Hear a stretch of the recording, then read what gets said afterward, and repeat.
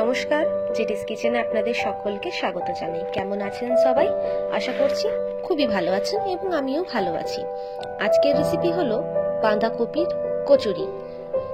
আপনারা দেখতে পাবেন বাঁধাকপির কচুরিটা বানানো যতটাই সহজ, স্বাদে অতুলনীয়। চলুন পুরোটা বানিয়ে নিই। তার জন্য একটা কড়াই গরম করে দিয়ে দিলাম কিছুটা পরিমাণে সাদা তেল, দিয়ে দেব জিরে ফোড়ন। জিরে ফোড়নটা দেওয়ার পর জিরেটা যখন ভাজা হয়ে যাবে তখন দিয়ে দেব ফাইনলি চপড করে রাখা বাঁধাকপিগুলো। সম্পূর্ণ বাঁধাকপিটা দেওয়ার পর একটু নাড়িয়ে চাড়িয়ে নিয়ে দিয়ে দেব আদা এবং কাঁচা লঙ্কা বাটা। আপনারা আপনাদের পরিমাণ মতো দেবেন। দিয়ে দিলাম কিছুটা চিনি, স্বাদ মতো নুন এবং হলুদ দিয়ে নাড়িয়ে চাড়িয়ে নিতে হবে বাঁধাকপিটিকে। কোনো রকম জলের ব্যবহার কিন্তু করা যাবে না। আচ্ছা, আপনারা আমার এই ছোট্ট চ্যানেলে যারা নতুন সদস্য তাদের কাছে অনুরোধ থাকবে চ্যানেলটিকে সাবস্ক্রাইব করবেন, পাশে থাকা বেল আইকনটি ক্লিক করে অল নোটিফিকেশনটিকে অন করে নেবেন। আপনারা দেখতে পাচ্ছেন কোনো রকম জল ব্যবহার না করেও বাঁধাকপি থেকে অনেকটাই জল বেরিয়ে এসেছে। নাড়িয়ে চাড়িয়ে নিয়ে সেই জলটা শুকিয়ে নিতে হবে পুরোটাই। নামানোর কিছুক্ষণ আগে দিয়ে দেব কিছুটা পরিমাণে গরম মশলা এবং কুচি করে রাখা ধনেপাতা।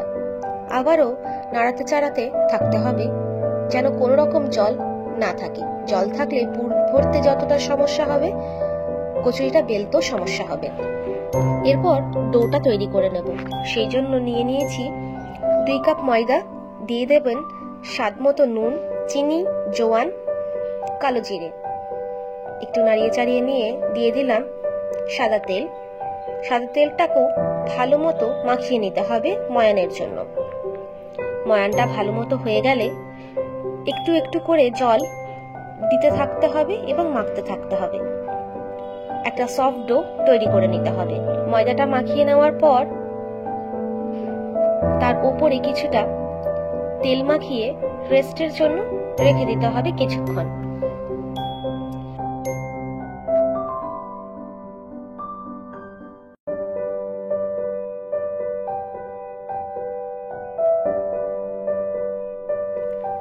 আমার আটাটা মাখানো হয়ে গেছে। এরপর লেচিগুলো কেটে নিয়েছি।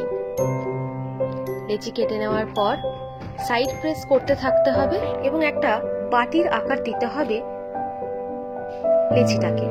তারপর কিছুটা পরিমাণে পুর ভরে মুখটা ভালো করে আটকে দিয়ে কিছুটা তেল মাখিয়ে বেলে নিতে হবে চাকি বেলনের সাহায্যে।